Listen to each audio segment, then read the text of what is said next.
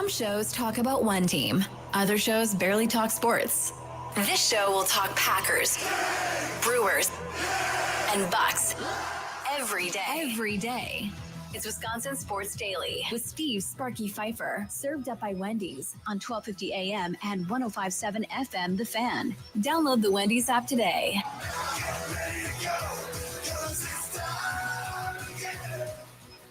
Welcome in. It is Wisconsin Sports Daily, served up by Wendy's, as we are live at Kelly's Bleachers on Blue Mound. Thanks to our fine folks over there at Sun Cruiser. Baseball calls for Sun Cruiser Vodka Iced Tea, made with real iced tea and real vodka. It's refreshingly smooth and easy to drink with no bubbles to fill you up. It's the perfect game day sipper. Plus, each Sun Cruiser is only 100 calories and 4.5% alcohol, making it perfect for anywhere your watch party takes you. Crack open one today and let the good times cruise Milwaukee. Our guy Charlie Usen, they're back at the luxurious studios. And Charlie, how are we doing today? How was your weekend before we get into talking about the Brewers, and we'll talk about the Packers and all that fun stuff? The Bears play tonight, Sparky, and that's what I'm focused on. The Bears. Not worrying about baseball anymore. You know, we're breaking up. We're breaking up. Yeah. Who? Mm-hmm. The Bears. What? The Bears. I don't know what you're talking about. The BEARS. That's who's playing tonight. They are playing Washington. Nobody cares about that. Nobody's watching that game. What, do you got 5 people watching that game tonight? The Brewers NLCS game is on tonight. There's no Chicago baseball to watch anymore, Sparky. There's no Chicago baseball to watch anymore. That's tough. So the Trader lost then? The Trader did in fact lose, yes. So the Trader is probably sitting at home, chilling on his couch right now, wondering what he's going to do tonight. Hey, man, listen, if the Trader is bored tonight, you can come over here and hang out at Kelly's Bleachers with me on Blue Mountain. I'll give you a headset. We can talk about you being a Trader. I'm more than open to it.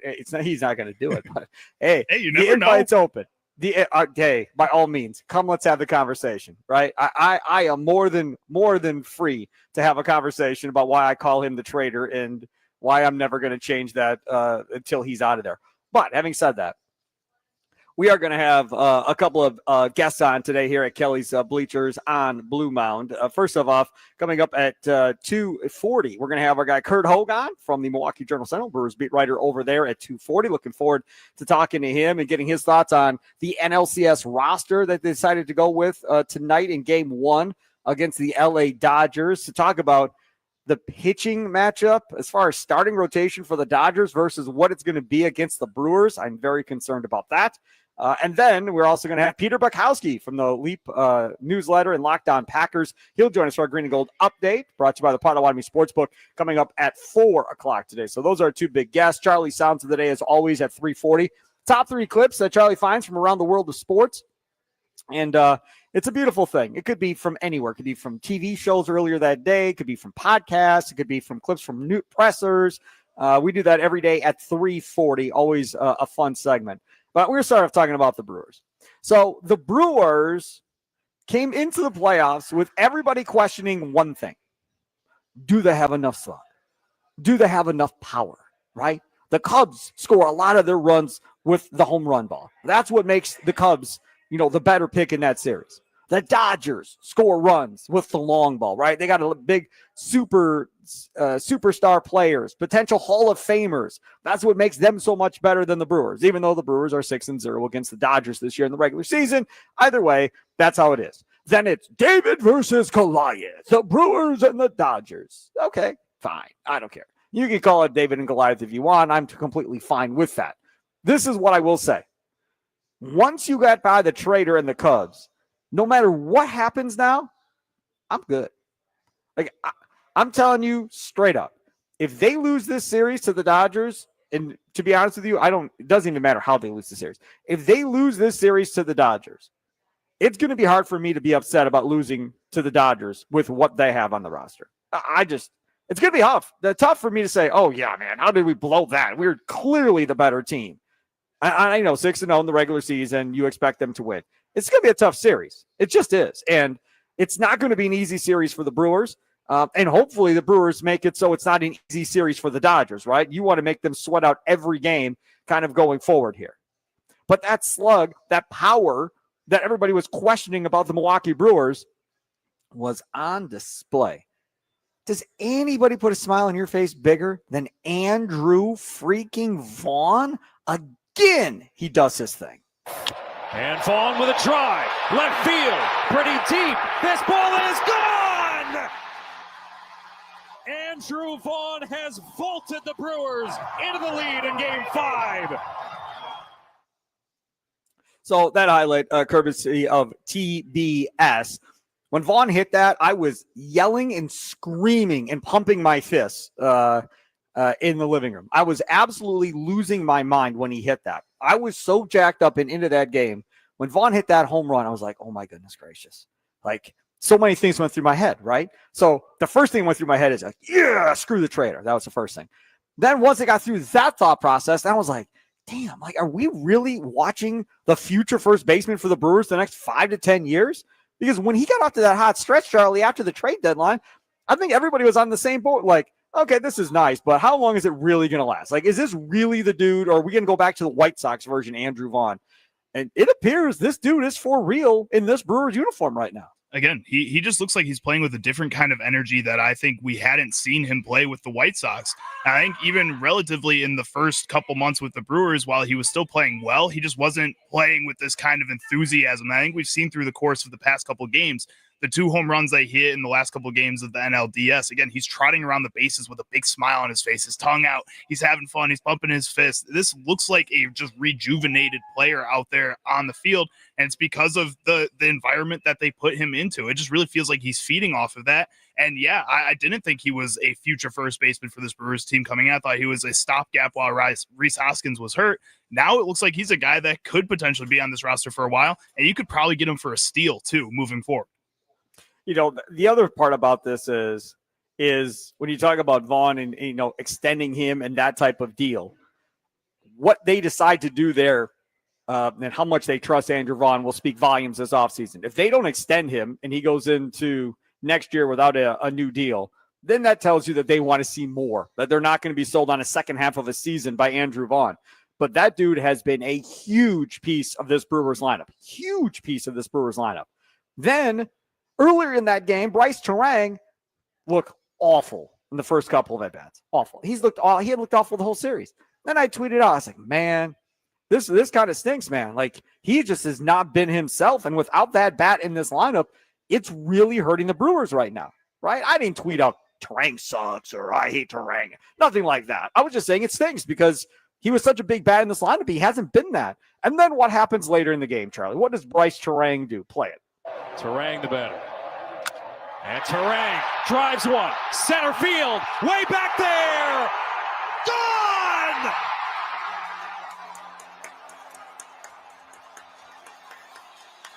Bryce Terang. His biggest swing as a Brewer. Let's talk about that for a second. Did you see the video that's on social media when Bryce Terang hits that ball? Did you see William Contreras in the on-deck circle? I did not.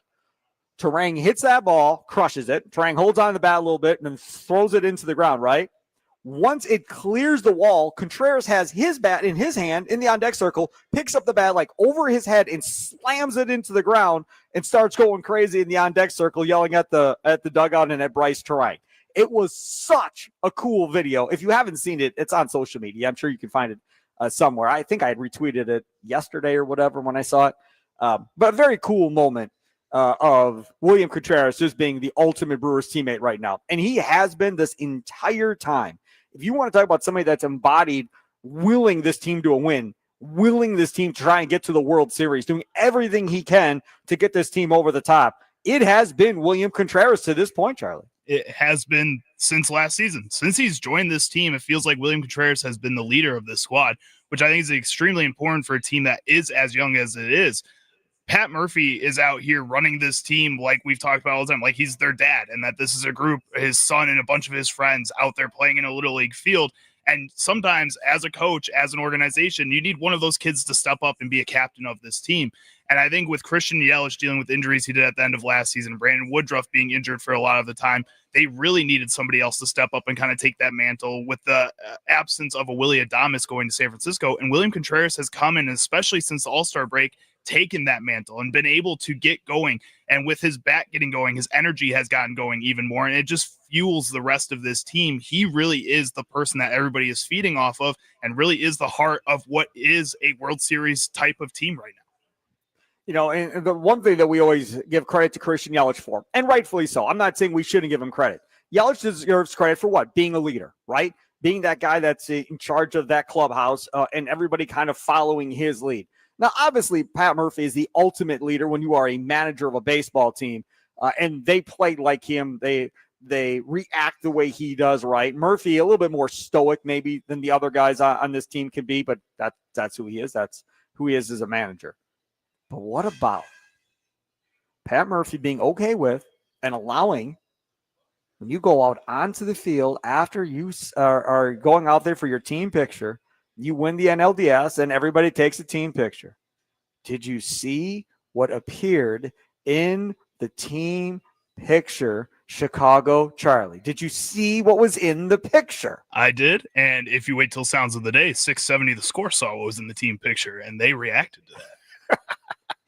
What was in the team picture, I can't wait for Sounds of the Day now at 3:40. What was in the team picture was the big L flag. We used to have one of those big L flags that we hung in the studios at the Fan. I don't know whatever happened to it, but it was hanging in the studios at the Fan for the longest time. The fact that they allowed that to get in there was amazing. The fact that William Contreras, I don't know if he was on Instagram Live or what he was doing. Did you see Contreras after the game? I didn't. Contreras after the game was doing Instagram Live and goes, "Da Cubs lose." And my goodness, Cub fans were not too happy with William Contreras. No, they were not happy with William Contreras. So he has become enemy number one. The one thing we can say about this series is maybe now we'll get to a rivalry between players. Maybe now there'll be some bitterness between whoever is left on the Cubs next year and whoever's left on the Brewers next year. And for the Brewers, it should be pretty much the entire roster. Maybe there'll be some chippiness next year. Maybe there'll be some running of the mouths next year. Because I feel like the Brewers on the way out kind of planted their flag of, screw you, go home, it's over, we win, we're moving on. And almost like they embraced the hate from the fan base towards the trader and the Cubs and made that kind of their personality on the way out, which obviously as a Brewers fan, I love so much Charlie Houston. I mean, it definitely is a cool mentality. I don't know if, I guess this year, yes, it was directed at the Cubs because that's who they were playing in the NLDS. It is one of your biggest rivals in the league. But I think that kind of mentality, that kind of screw you mentality would have been for anybody they beat in this NLDS. Nobody in the national media, nobody across the country felt like this Brewers team was as good as they showed in this series throughout the entire regular season. Nobody felt they were that team. And going out there and putting the L flag up and making jokes on Instagram Live like David Ortiz does on the MLB Network broadcast, that's awesome. And that's really cool. But I think that just shows that they were mad at everybody for downplaying them and making them seem like the little guy when they just weren't, especially halfway through the season when you realize they were those giants and were out there and playing as well as we know they can play. I think next year, if this is the same thing and they pull out that L flag, it is 100% personal to the Chicago Cubs. This year, I would say it's like 50-50 to the Cubs, 50% to the rest of the league and everybody watching them. I'll say this. What would be really fun if they really wanted to push this is you get a flagpole out there, right, where the American flag is or whatever else, and you attach the L flag to it. And when you beat them at American Family Field after every game, it goes up right away, right? Or there's the L flag digital flying on the scoreboard at American Family Field for everybody to see. If you want to make this personal, if you want to make this Packer Bears Forrest Gregg versus Mike Ditka, if that's what we're trying to get this to, that's how we do it. Push the L flag in their face at all times, and that will get the message across. Now, could it come back and bite you? Absolutely it could. But I enjoy it thoroughly. No question about that. All right, I want to get more into the Brewers here. We're going to get to Curt Hogg. I'm Milwaukee Journal Sentinel Brewers beat writer coming up here at 2:40 for sure. I want to switch gears. I want to go to the Packers here in the next segment before we get to Curt Hogg and more Brewers talk at 2:40. I was at Lambeau Field yesterday for this Packers game, and first time I've been there since the new high up in the air type deal expansion that they did and all of that. First time taking the kids. I learned lessons. Yes, I did. I learned a lot of lessons yesterday, taking a 3-year-old and a 9-year-old to a professional football game. And I will always remember these lessons to pass along to young Charlie for when he has kids, to try to keep him out of the pitfalls of what we did yesterday. But I'll talk about that, but also about this Packers defense, which, again, they didn't lose the Packers the game. They won yesterday. The Packers beat the Cincinnati Bengals, but now all of a sudden there's some questions maybe starting to surround the Packers defense. We'll talk about that coming up next. It is Wisconsin Sports Daily, served up by Wendy's, live from the studios, powered by the Potawatomi Sportsbook, out here at Kelly's Bleachers on Blue Mound, powered by Sun Cruiser Vodka Iced Tea.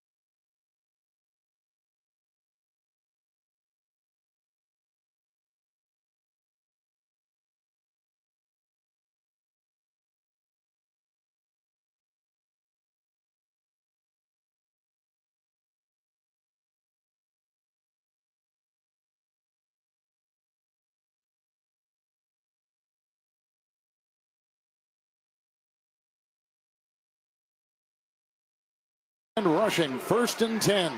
Fake to Jacobs. It's off to the tight end. Kraft galloping inside. Touchdown. Man, oh man, oh man. I'll tell you what, man. I was so relieved that Tucker Kraft scored that touchdown because I thought he was off the team. I thought that maybe they dealt him, and I missed the trade when I was at Lambeau yesterday. I thought maybe he got hurt and he was on the IL, and I missed that because I was at the game yesterday. Because literally, when you're at the game with a couple of little kids like we were, you get distracted. You don't have time to be on your phone 24/7 like you would if you're on your couch watching the game. And you have your Twitter up, and you're constantly working there, Charlie. And I really thought something happened to Tucker Kraft. I was like, man, where the hell is he not out here? Right? I thought something happened when he scored. I was like, yes, he's still on the team. How cool is that? I was very excited. He's on my fantasy team, so I was paying attention very closely to him being on the field and not really doing anything. So I knew he was on the field, and I knew I was not happy until that play, basically. So that was nice. Steve Sparky, Fifer with you. Charlie Usen producing the show. It's Wisconsin Sports Daily, served up by Wendy's. Thanks for joining in. We're on until 5 o'clock today. Then the leadoff show, powered by the Potawatomi Sportsbook, out here at Kelly's Bleachers on Blue Mountain, walking distance to American Family Field as we get ready for Game 1 against LA coming up tonight. Tommy Wirtz will be co-hosting with me from 5 until 7. I'll be out here till 7 o'clock. Tommy will be in the studio from 5 to 7. But come on out, hang out with us. We do have Euchre Magic T-shirts. We have some Sun Cruiser merchandise, T-shirts and hats and the whole deal. The Euchre Magic shirts are electric. Like, everybody wants one of these. Can I buy them online? Can you ship it to me in California? No and no. No, you cannot, and no, I will not.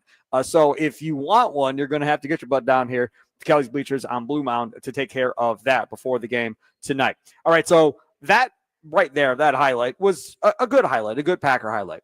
I think overall, before we get to the defense, talking about that Packers offense and that victory against the Bengals yesterday, I think for the most part, Jordan Love looked pretty good. If we're talking about what stood out the most, the fact that he was able to use his legs a little bit, right, and get a key first down, escape a couple of sacks, and make stuff happen. He made one bad play in a rollout where he was avoiding pressure, threw behind Dobbs, it got tipped, intercepted. Fine, that was bad.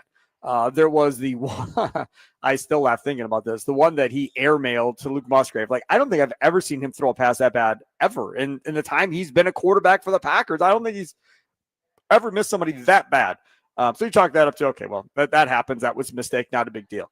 But having said that, I thought he played pretty good. Then I went and I woke up this morning and I went to social media and I saw a bunch of stats on here because I know there are still people that are anti-Jordan Love for whatever the reason, right? People, we got to find somebody else. And somebody else has to be better than what we have in Jordan Love. And it's just not true. Jordan Love on third downs this season, 14 completions of 15 or more yards, most in the NFL. Jordan Love on third down, 89.5 Pro Football Focus passing grade, second in the NFL.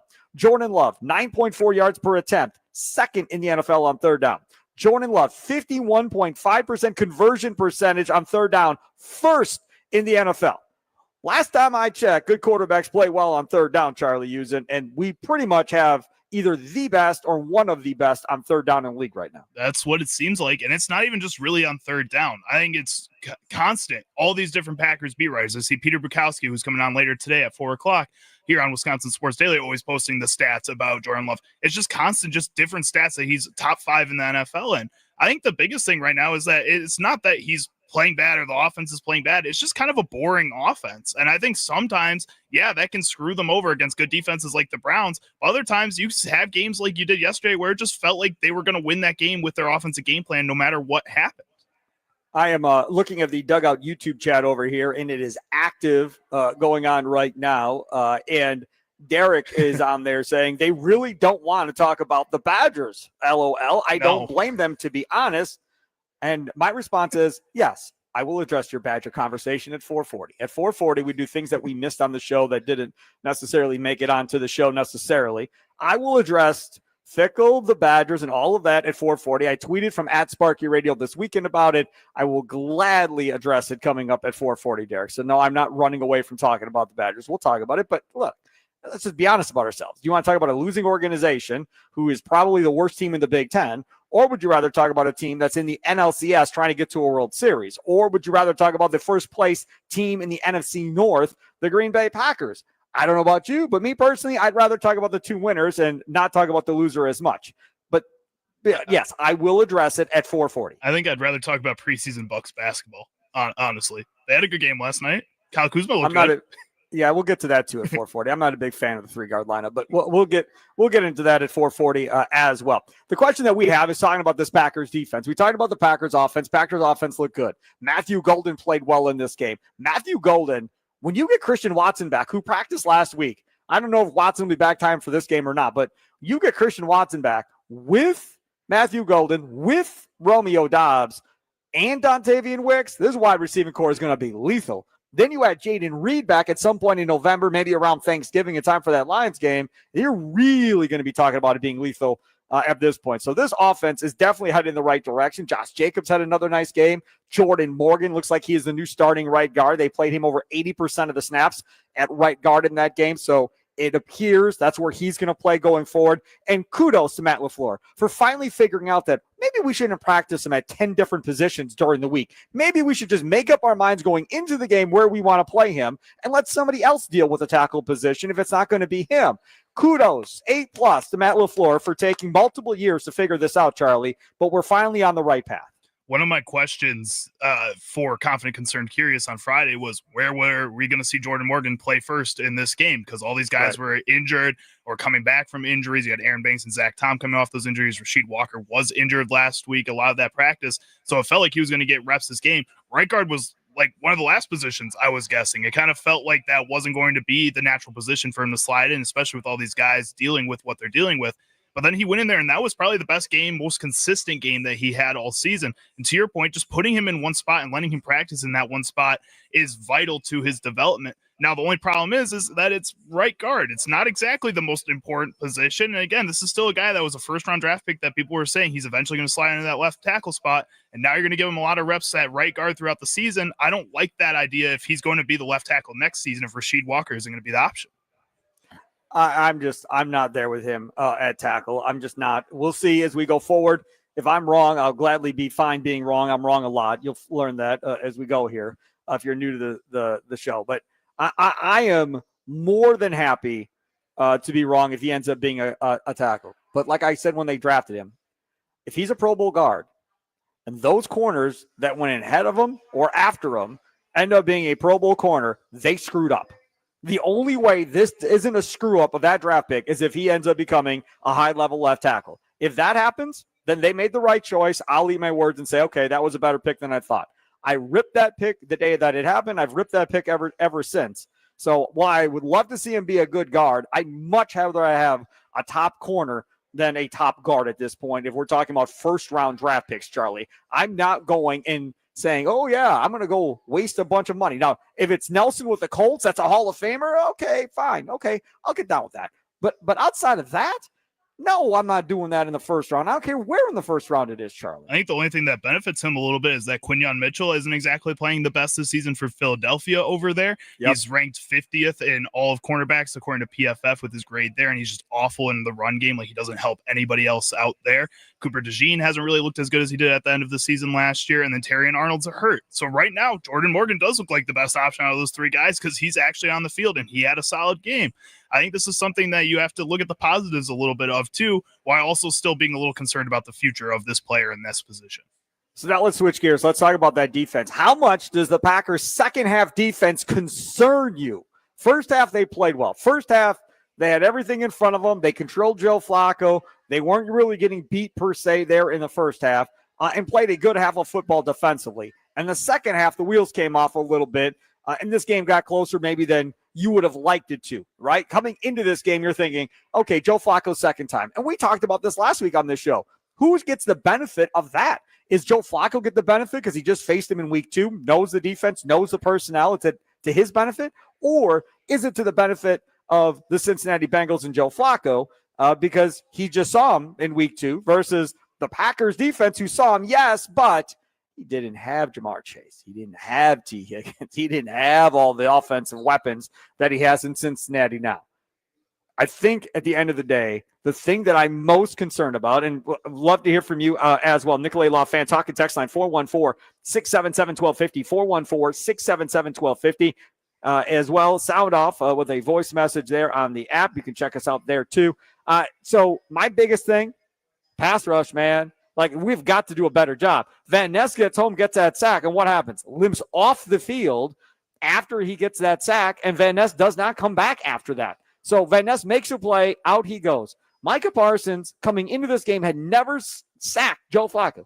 Micah Parsons still has never sacked Joe Flacco. I thought for sure if I was going to make a bet at the Potawatomi Sportsbook, it was going to be Micah Parsons going to get me a sack. I don't know what the odds would have been, but Micah Parsons, after he didn't get one against Cleveland, was definitely getting one against Cincinnati. And I don't think he was remotely even close to even having a sack in that game yesterday. Didn't really feel like it. And it didn't really feel like he was getting as much attention as he was in other games earlier on in the season when they were playing Cleveland. There was times where, again, they had 2 to 3 guys trying to block him at points in that game. Didn't feel like he was getting that same kind of attention from the help on the Bengals offense, which made it even a little more concerning. But also, when we were talking about this Packers team coming off the bye week, we were asking what Jeff Hafley was going to do with that defense and how he was going to use Micah Parsons in a more creative manner that would be able to get him more pressure and stop him from being double teamed. And in this game yesterday, I understand that the Cincinnati Bengals aren't a very good football team, but it also didn't feel like that Packers defense was very creative. It felt like they were just kind of running the same defense that we had been seeing them run for the past year and a half, which is fine. It's a good enough defense. It works, especially when you get Micah Parsons on that team. He obviously boosts that just by himself. At the same time, you have to start advancing on that. You have to start being better. And I know you're worried about the cornerbacks a little bit. There was points in that game yesterday where the cornerbacks were an issue and you were getting concerned about them. But at the same time, you have to be able to trust them if that's the unit you're going to put out there. Yeah, it's fine saying we have to trust them. But my thing was, and I was on the Green Bay football postgame show last night after the game. Normally I'm hosting it with Tommy Wirtz. But since I was at the game and I was driving home, I ended up hopping on with him and Mitch Thunder Nellis as they were doing the show. And my big thing is, okay, you're going to move Quay Walker around. That's good. I like that, right? Give everybody a different look of where Quay Walker is going to be. Is he going to be standing up on the outside? Is he going to be in the middle? Where is he going to be? Great. For me, the second most dangerous guy on this defense, not named Quay Walker. It's not Rashawn Gary. It's not Lucas Van Ness. No. It's not Quay Walker. No. It's Edgerrin Cooper. That is your most athletic player on that defense right now. To me, if you're going to use Micah Parsons and move him all over the place, the same thing should be done for Edgerrin Cooper. And if you're not getting pressure without bringing Edgerrin Cooper, at some point you have to make the determination of, you know what? Now we're going to bring Edgerrin Cooper. What if Micah Parsons and Edgerrin Cooper are coming from the same side? What are they going to do? They're going to have to pick one at tackle and at running back. One's going to get ran over and the other one's going to get beat with speed. You got to figure something out. So that's what I'm looking for. I want to see that adjustment. I want to see Edgerrin Cooper unleashed and see what offensive lines do with that, Charlie. It would be really interesting. There was something that the Chicago Bears, back when they traded for Khalil Mack, tried out a couple times, which was basically moving Khalil Mack to the middle linebacker position and having one of their middle linebackers move to kind of the outside linebacker position in order to get some kind of sped up rush from a Khalil Mack going into the middle and take the attention to the middle, while the inside linebacker takes the attention of a tackle, and now your 2 defensive tackles take a lot of attention from just one guard each, which is really hard for the offensive guards to deal with. If the Packers tried something with a Micah Parsons like that, and you don't have to rush him anytime, you could drop him into coverage a few times and really throw off the opposing offense that way. I think that is a way to kind of get Micah Parsons more involved all across the line, and also Edgerrin Cooper involved more across the line. If Micah Parsons does blitz, then Edgerrin Cooper is one-on-one with a tackle that he's 100% going to be more athletic than. There is a lot of benefits to it. Yeah, you are putting yourself in danger a little bit, but at the same time, it's worth it, and it's worth the risk for a team like the Packers going up against a team like the Bengals. And you just did not see anything like that, taking that type of chance at all in the game. Well, there was a lot of quick rhythm to this offense with Joe Flacco, right? It was 1-2-3 throw, 1-2-3 throw. And Micah Parsons talked about it after the game, like Jeff Hafley in this defense isn't used to facing that type of offense, worried about a pass rush and negating a pass rush. And then it becomes, what are you going to do to counter that? So I will give some leeway to Hafley here to go, okay, maybe he hasn't seen this yet. Fair. Now, how quickly are you going to adjust to beat this going forward? Is it going to take you 4 weeks? Is it going to take you till next season? Is it going to take you to the playoffs? Like, realistically, there is not another bye week. We've went through the bye week. So now these are going to have to be made on the fly during weeks. Week to week. I would hope that by week 7, week 8, they have a better idea of what the heck is going on here and know how to play against an offense. Because Joe Flacco is okay, but Joe Flacco is not Patrick Mahomes. Joe Flacco is not Matthew Stafford. Joe Flacco is none of those guys, Charlie. So if he was able to pick you apart, you better have a better plan in place when you go up against a better quarterback with a better offensive coordinator by the time you get to that point. And I think they will. I think this is a game, again, where they just kind of underestimated the Cincinnati Bengals, and rightfully so. That offense behind Joe Flacco, yes, they looked better than they did with Jake Browning, but it was still not going to be a very successful unit just because he didn't have the time. I think moving forward here, you're going to be playing teams with better plans for their quarterbacks. Arizona, you get a little bit of a break because Kyler Murray is either going to be coming off injury or he's going to be going into that game with not a very good game plan like we've seen all season with them. So that should be a little bit of an easier test for you too. But that's also a game where you have an athletic quarterback that you should be challenging with some different kinds of blitzes to get him out of his rhythm. And that is a perfect opportunity for Jeff Hafley to open up the defense then. Mornings could all start to feel the same, so if you're looking for a fresh wake-up call, look no further than Wendy's Breakfast. Try a breakfast Baconator with fresh cracked eggs and crispy bacon, a grilled sausage breakfast burrito, or maybe even a honey buddy. Don't even think about sleeping on Wendy's seasoned potatoes and English muffin sandwiches. Doesn't matter what you go for, it's going to change your life. Okay, well, it'll at least freshen up your morning. Ready for a fresh wake-up call? It's got to be Wendy's. Steve Sparky, Fifer with you. Wisconsin Sports Daily, served up by Wendy's. Broadcasting live from these beautiful, beautiful studios, powered by the Potawatomi Sportsbook at Kelly's Bleachers on Blue Mound. Got our hashtag Euchre Magic t-shirts out here. If you want to get out here today, get to do that. Also, we're out here courtesy of Sun Cruiser Vodka Iced Tea. Got t-shirts and hats. The perfect pregame place to come hang out with myself. I'll be here till 7 o'clock. We'll have the leadoff show getting you ready for the game with Tommy Wirtz from 5 until 7 too. So come hang out with us. Get ready for Brewers-Dodgers Game 1 coming up tonight. Speaking of that, Curt Hogg of the Milwaukee Journal-Sentinel Brewers beat writer joins us next.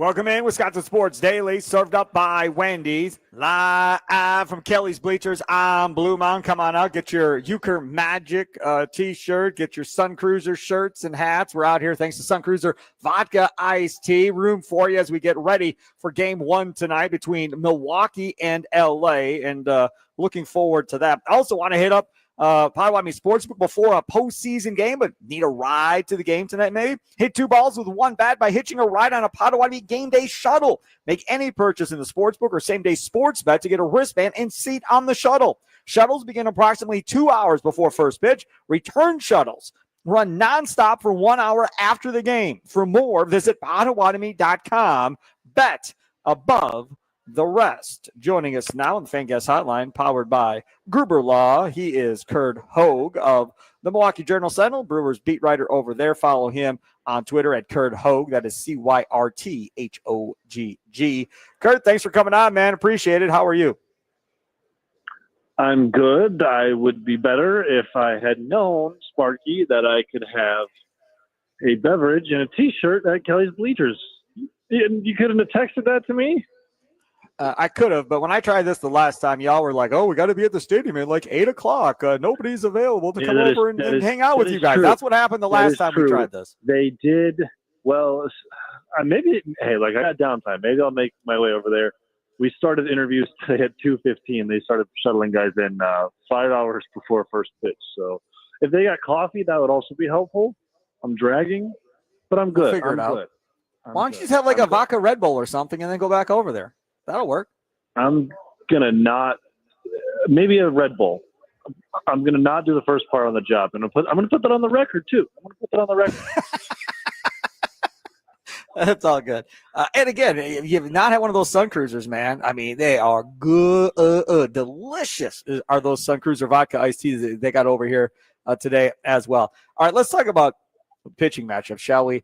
We'll talk about tonight, but I mean, if you just sit here and think about this from a Brewer fan perspective, I mean, my God, Yamamoto, Ohtani, Blake Snell, I mean, all these guys that they're going to throw against this Brewers team, you legitimately got like 4 potential Hall of Famers against Peralta and a bunch of bullpen games, it looks like right now. That does not look like a fair fight to me as we sit here today before Game 1. Well, that's how you don't play this. You don't play this series on paper, Sparky. The Brewers on paper would have lost the Cubs. They wouldn't have won the division against the Cubs.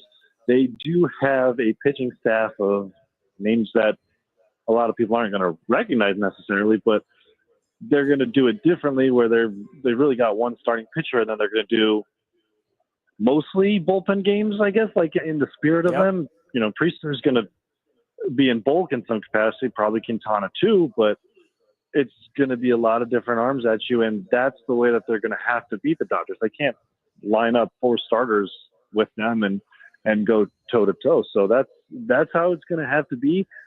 They have the arms at their disposal that if they're pitching well, they can hold the Dodgers at bay. Of course, it's just a question of how well are you going to execute, because there's no question in my mind that they have the raw stuff and the amount of guys with the raw stuff to keep the Dodgers offense relatively quiet.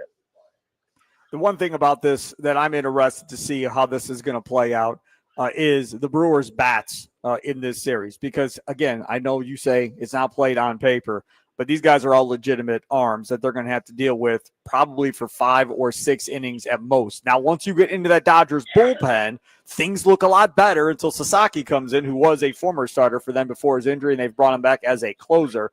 I mean, the biggest thing I think for the Brewers, as much as the trader wanted to make fun of Murphy and the Brewers for, taking a bunch of pitches and not swinging, I think that philosophy works well in this series to try and get their pitch counts up as quickly as possible, Curt.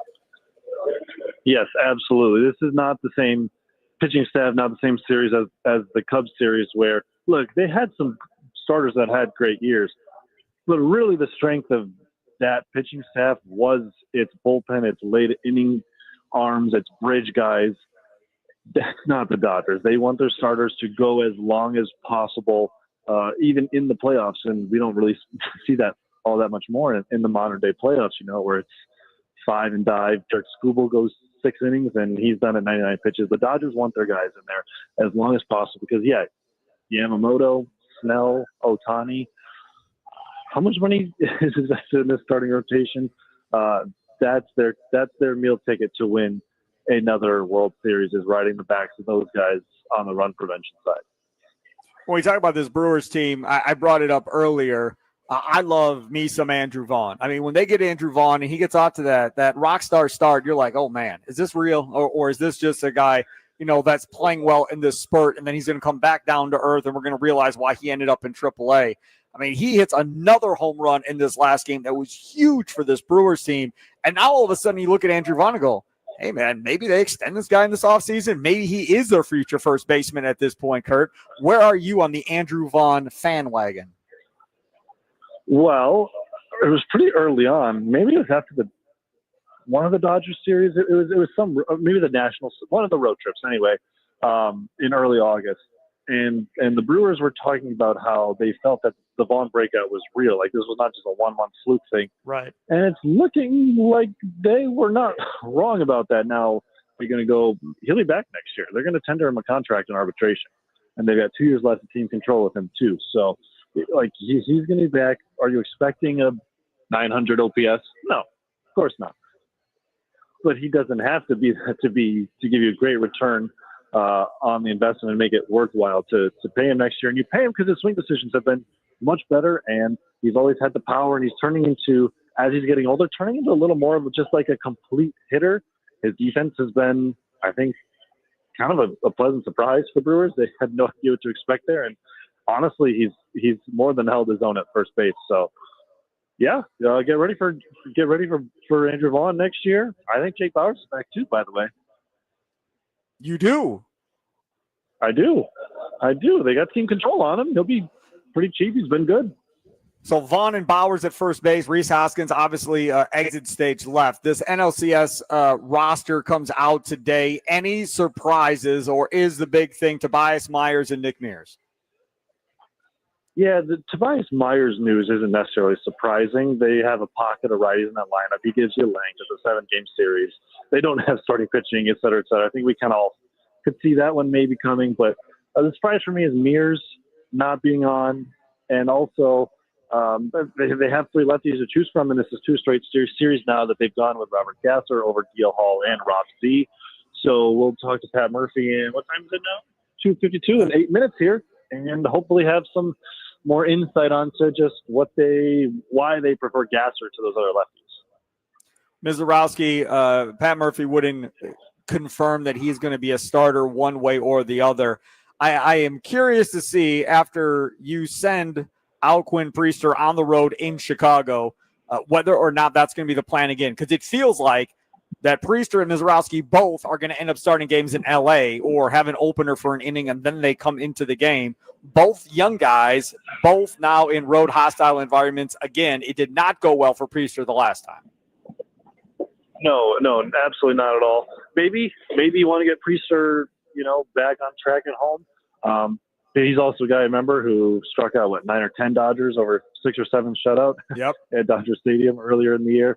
So that the Cubs game felt like more like the blip than, like, I don't know if it was the environment or what, but now that he's got that under his belt, like, this is a guy who overcame major struggles early in the year to establish himself with lots of confidence as a really good big league pitcher. So I would not expect any mental carryover into his next start. But yeah, we'll see. I don't even know if the Brewers could, you truth serum them up. I don't know if they would tell you who they honestly think is, like, who's going to start games 4 or 3 and 4. It might be as we go here, because, do you start Miz or do you try to get him into as many games? There's a lot of questions at hand. Well, the fact that Ashby is starting today, they're trying to set a world record with having somebody pitch like every freaking postseason game with Ashby on the mound tonight. So we'll see how that goes. Curt Hogg, thank you so much. Milwaukee Journal-Sentinel Brewers writer. If you see him around the park, offer to buy the man a coffee. He's trying to survive and get through another day. Curt, thank you so much. Of course, Sparky. I will accept all coffee too, by the way. Thank you. Absolutely, you will. There he is on the Fan Guest Hotline, powered by Gruber Law. One call, that's all. Coming up on the other side, we will change gears and go back to the Packers offense. And Matthew Golden, Tucker Kraft, who should be the guy? That's coming up next here on Wisconsin Sports Daily, served up by Wendy's.